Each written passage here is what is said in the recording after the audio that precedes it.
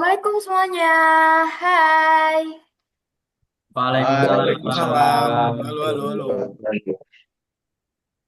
Nah, di sini kami dari kelompok 3 dari peserta Latsar CPNS Angkatan 21 akan membuat podcast.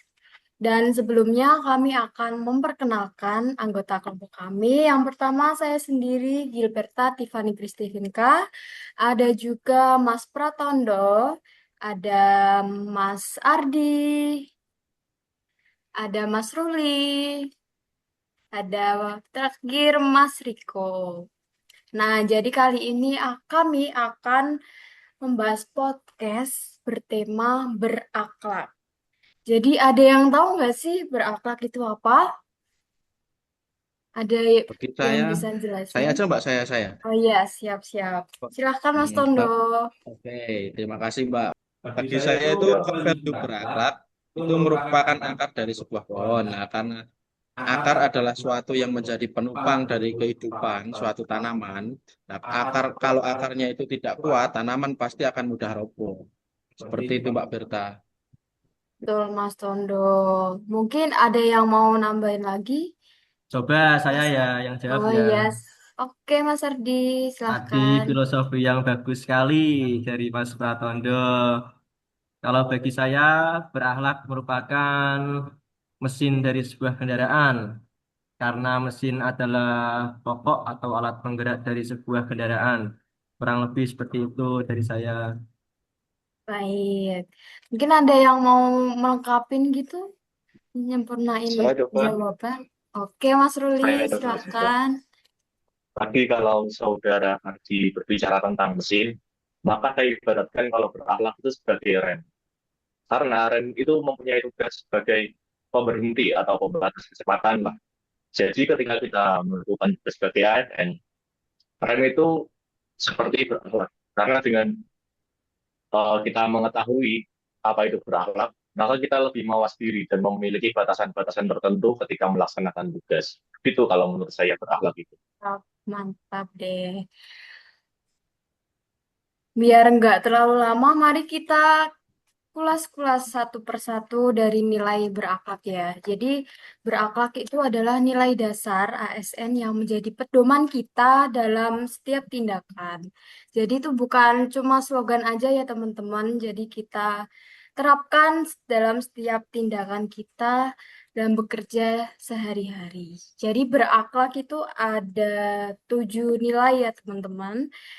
Yang pertama yaitu berorientasi pelayanan, kemudian A, akuntabel, K, kompeten, H, harmonis, L, loyal, A, adaptif, dan terakhir kolaboratif. Jadi kita akan membahas semua nilai yang ada di poin berakhlak. Kita mulai dari berorientasi pelayanan dan akuntabel. Mungkin Mas Ardi bisa menjelaskan gitu? Kalau dari saya ya, sebetulnya kita sebagai ASN itu sudah memiliki sesuatu yang disebut service excellent atau pelayanan prima. Dalam peran kita sebagai ASN, service excellent bukan sekedar bersikap ramah, tetapi sebuah standar profesionalisme di mana masyarakat sebagai pelanggan merasa kebutuhan mereka itu terpenuhi dengan cara yang paling efektif, efisien, dan manusiawi. Sebagai contoh, ketika kita sedang melayani, kita bukan hanya senyum, tetapi juga mendengarkan. Kadang masyarakat cuma butuh kejelasan, bukan janji manis. Betul begitu, Mas Ruli. Ya, menurut saya seperti itulah untuk orientasi pelayanan. Selanjutnya, tadi sesuai pertanyaan dari Berta, saya akan menambahkan sedikit soal akuntabel, karena tadi berorientasi pelayanan sudah dijawab oleh saudara Ardi. Akuntabel itu sebagai core value, mempunyai kata kunci bertanggung jawab. Sebagai contoh, saya akan memberikan sebuah contoh yang ada di kehidupan nyata.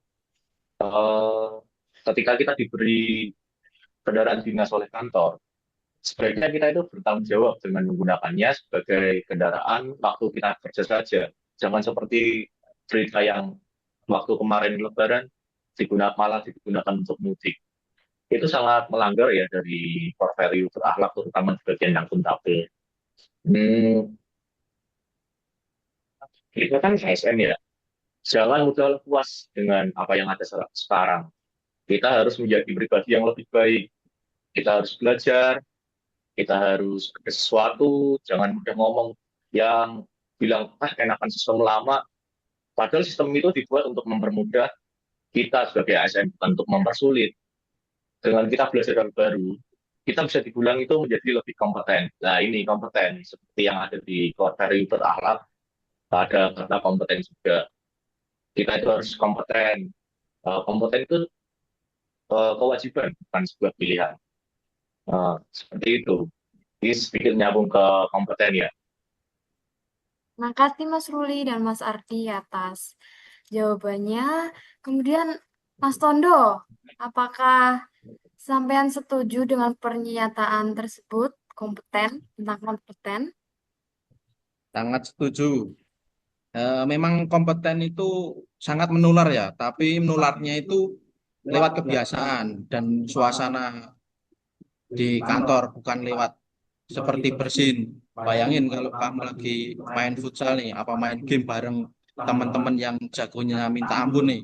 Nah, awalnya mungkin kamu kayak keteteran, kayak nggak bisa lah. Lama-lama kamu akan mengikuti gaya bermainnya itu lah. Kamu akan naik level lah. Seperti itu juga di kantor. Kalau lingkungannya baik dan cepat menular ya itu. Nanti kali kamu bisa cepat mengimbanginya atau bahkan bisa lebih dari itu. Seperti itu. Oke, oke, oke. Saya akan menambahkan juga ya, Mas Pratanda tadi Makasih Mas menyinggung Riko. sedikit masalah kantor. Saya juga punya pendapat nih. Kita itu ketika di kantor jangan sampai bermusuhan dengan teman kerja. Gimana kita mau melayani masyarakat kalau dengan teman sekantor aja berselisih?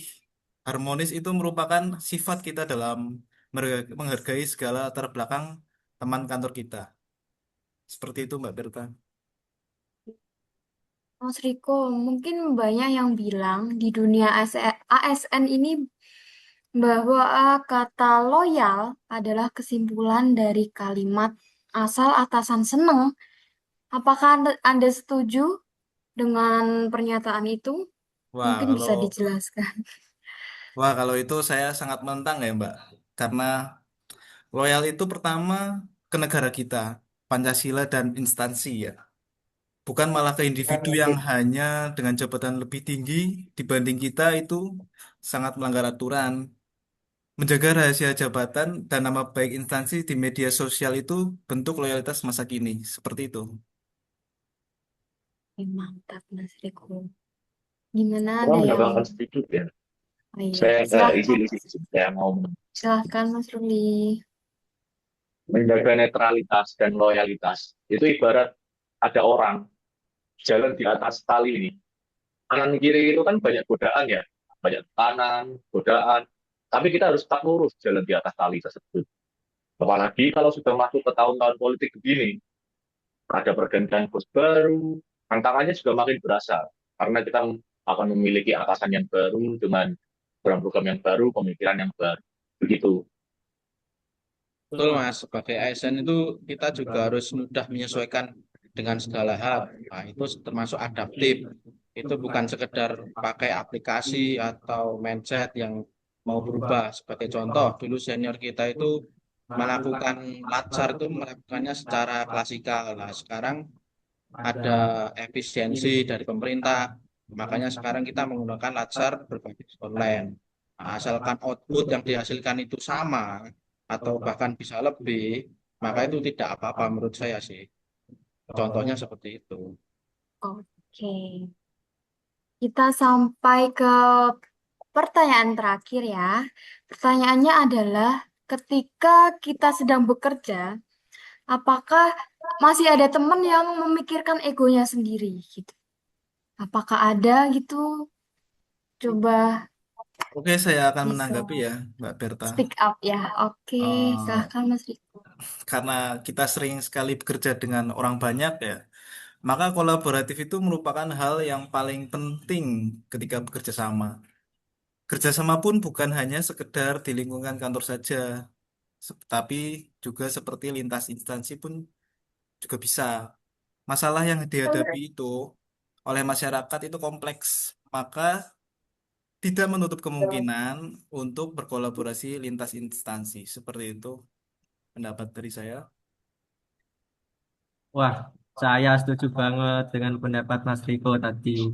Sebagai contoh nyatanya ya, ketika pandemi COVID-19, bukan hanya dari pihak kesehatan yang bekerja, tapi ada beberapa instansi yang bergerak ketika pandemi, seperti contohnya Kemenkes punya vaksinnya, terus TNI Polri bantu keamanan dan tempat, terus ada pihak swasta kayak mall atau hotel itu pinjamkan gedung, dan juga relawan bantu input data, kurang lebih seperti itu sih. Wah, gitu ya Mas Ardi penjelasannya. Oke, seru sekali ya pembahasan tentang berakhlak ini.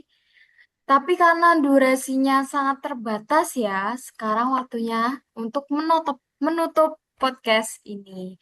Sebagai penutup, sebagai penutup, saya ingin teman-teman semua untuk memberikan satu kalimat penutup. Yuk, silahkan Mas yang mau Oke, saya memulai. dulu ya. Kalau saya, Oke. kalau satu kalimat penutup, besok saya akan menyapa semua orang yang saya temui di kantor. Justru saya kali sebagai paling matang itu untuk kegiatan selanjutnya atau dari hari selanjutnya saya akan menjadi lebih eh, ngecek laporan lagi lah supaya laporan saya itu tidak ada manipulasi. Laporan saya sesuai dengan apa yang ada dan kejadian real di lapangan. Timpal Mbak, besok saya akan belajar lagi menggunakan teknologi yang di kantor. Mantap Oke, teman-teman saya. semua. Oh, Mas Riko. Oh iya, silakan Mas Aduh, Riko. Maaf ketinggalan. nih, Ya. Mbak. Ketinggalan. Ya, Maaf ya Mas. nah, Monggo gini. silahkan. Kalau saya besok saya akan menaati aturan yang ada. Mantap. Tepuk tangan semuanya, teman-teman. Nah, semoga melalui pembahasan hari ini kita bisa lebih memahami bahwa nilai-nilai berakhlak ini bukan hanya teori saja ya teman-teman. Jadi kita harus mem- menjadi pedoman dalam kita menerapkan nilai tersebut dalam pekerjaan maupun kehidupan kita sehari-hari. Oke, cukup podcast kami hari ini. Mohon maaf jika ada kesalahan kata. Mohon dimaafkan ya teman-teman. Terus, Ya, Mbak. Oke. Ya, oke, terima terima kasih kasih. Sampai Terima jumpa kasih di teman-teman. semuanya. video-video selanjutnya. Bye-bye. Assalamualaikum.